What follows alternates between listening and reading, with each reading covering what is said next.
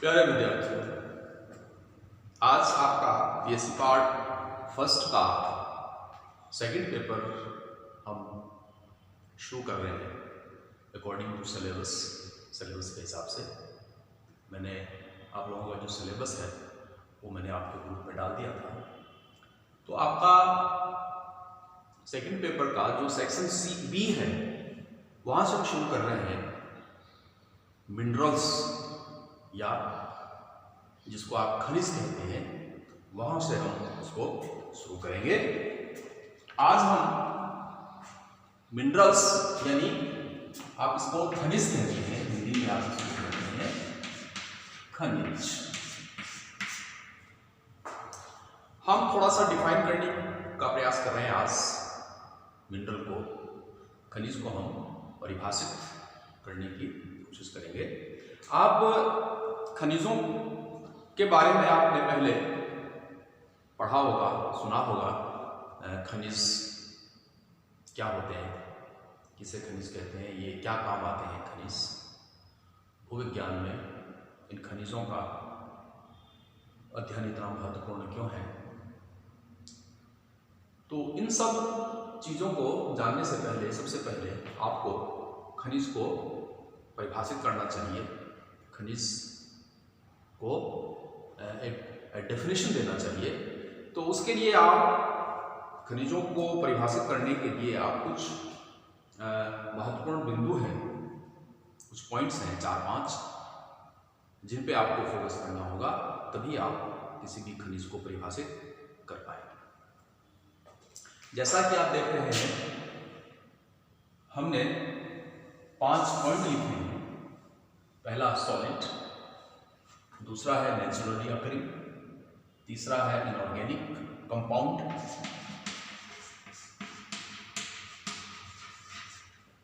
चौथा है chemical composition, और पांचवा हमने लिखा है एटॉमिक स्ट्रक्चर। अर्थात सॉलिड का मतलब ठोस,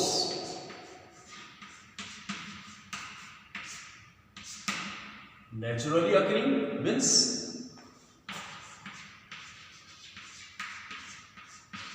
प्रकृति में मिलता हो। इनऑर्गेनिक कंपाउंड मतलब ये अकार्बनिक हो, अकार्बनिक हो। केमिकल कंपोजिशन यानी इनकी एक निश्चित रासायनिक संगठन हो, और पांचवा हमने लिखा है एटॉमिक स्ट्रक्चर यानी निश्चित परमाणुविक संरचना।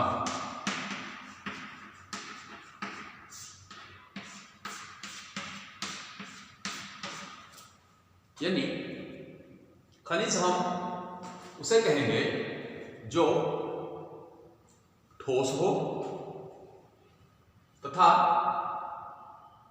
प्राकृतिक रूप से पाया जाता हो, लैब में नहीं बनाया जाता हो, मनुष्य द्वारा निर्मित नहीं किया जाता हो, सिर्फ प्राकृतिक प्रक्रमों से मिलकर बना हो।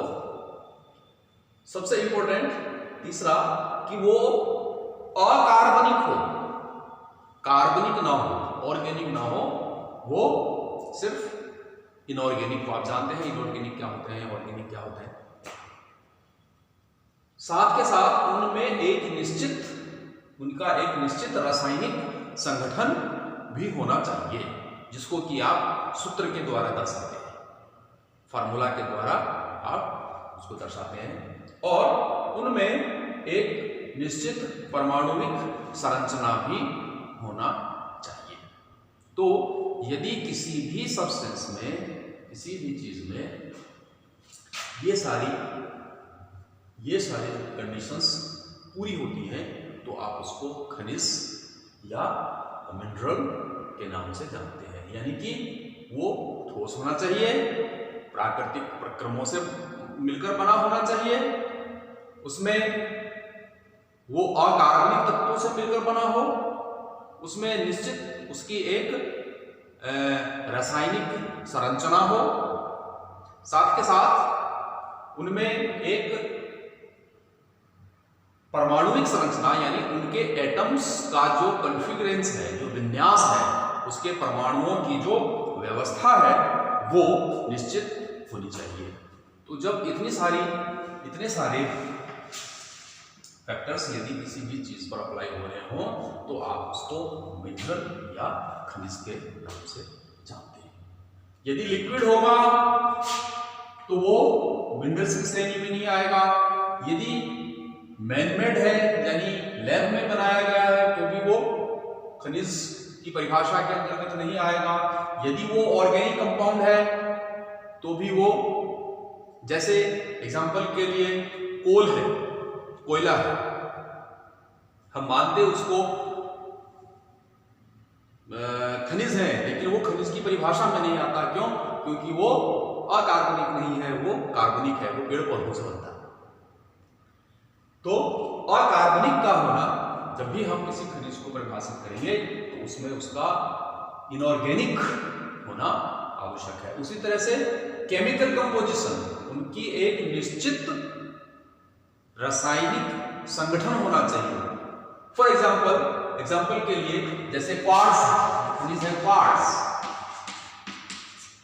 इसका कंपोजिशन है SiO2। जैसा मैंने अभी कहा कि केमिकल कंपोजिशन को आप फॉर्मूला पे लिखते हैं, तो क्वार्ट्ज का जो फॉर्मूला है केमिकल कंपोजिशन है वो है SiO2, यानी कि एक एटम तो सिलिका का है और 2 किसके हैं? ऑक्सीजन के।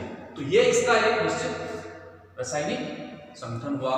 उसी तरह से FeS2 है, यानी पाइराइट कहते हैं, वो है FeS2। तो इस तरह से उनका सभी खनिजों का एक निश्चित केमिकल कंपोजिशन होता है, जिसको हम फार्मूला के रूप में, सूत्र के रूप में लिखते हैं। तो ये तो हुई रासायनिक संगठन की बात। उसी तरह से एटॉमिक स्ट्रक्चर या परमाणु की संरचना, की सभी ऐसे खनिज जिनमें एक निश्चित परमाणुविक संरचना हो, एटॉमिक स्ट्रक्चर हो, आप उसको खनिज की परिभाषा में के अंतर्गत आप उसको रखते हैं। तो आप ये कह सकते हैं कि खनिज वह पदार्थ है, वह ठोस पदार्थ है जिसका निश्चित रासायनिक संगठन तथा निश्चित आंतरिक परमाणु संरचना होती है तथा जिसका निर्माण अकार्बनिक प्रक्रियाओं द्वारा हुआ हो। खनिजों का प्रकृति में पाया जाना अत्यंत आवश्यक है। कुछ खनिज प्रयोगशाला में बनाए जा सकते हैं, लेकिन वो खनिजों के डेफिनेशन में वो नहीं आएंगे। ठोस खनिजों की निश्चित एक क्रिस्टलीय आकृति होती है। खनिजों को होमोजीनियस होना चाहिए। तो कंडीशन और क्या है? होमोजीनियस यानी समांगीय होना चाहिए। होमोजीनियस यानी समांगी होना चाहिए, होमोजीनियस होना चाहिए, समांगी होना चाहिए। और इसका मतलब यह है कि उसे किसी भी विधि द्वारा अलग अलग छोटे छोटे दूसरे कंपाउंडों में नहीं बांटा जा सकता हो। खनिजों का एक निश्चित रासायनिक संगठन होता है, जैसा भी आपने कहा, और ये एक रासायनिक सूत्र द्वारा इसको दर्शाया जा सकता है। अपवाद स्वरूप जैसे पेट्रोलियम और कोयला है, यद्यपि ये खनिज की श्रेणी में आते हैं, लेकिन ये खनिज की परिभाषा को पूर्ण नहीं करते, क्योंकि पेट्रोलियम तो द्रव पदार्थ है तथा इसका कोई निश्चित रासायनिक संगठन नहीं होता। इसी प्रकार कोयला यद्यपि ठोस रूप में मिलता तो है, परंतु इसका कोई निश्चित रासायनिक संगठन नहीं होता और यह अकार्बनिक विधियों से ही बनता है। चूंकि व्यवहारिक दृष्टि से ये दोनों, पेट्रोलियम और जो कोल है, ये बहुत महत्वपूर्ण है, तो इनको खनिज माना गया है, लेकिन खनिजों की डेफिनेशन के अंतर्गत यदि हम इसको रखें तो ये उसके अंतर्गत नहीं आते हैं। तो इस प्रकार खनिजों को डिफाइन करते समय आप ध्यान रखिए कि आपको इन सभी बिंदुओं को उसमें शामिल करना है, तभी उसकी परिभाषा किसी भी खनिज की पूरी होगी। अब नेक्स्ट हम क्लास लेंगे, अभी ये 2-3 क्लास आपके मिनरल्स की चलेगी। हम खनिजों के भौतिक गुणधर्मों या फिजिकल प्रॉपर्टीज, जिसको हम फिजिकल प्रॉपर्टी कह रहे हैं, उनकी हम आगे की क्लास में चर्चा करेंगे कि ऐसे कौन कौन से भौतिक गुणधर्म हैं जिनके आधार पर खनिजों को पहचाना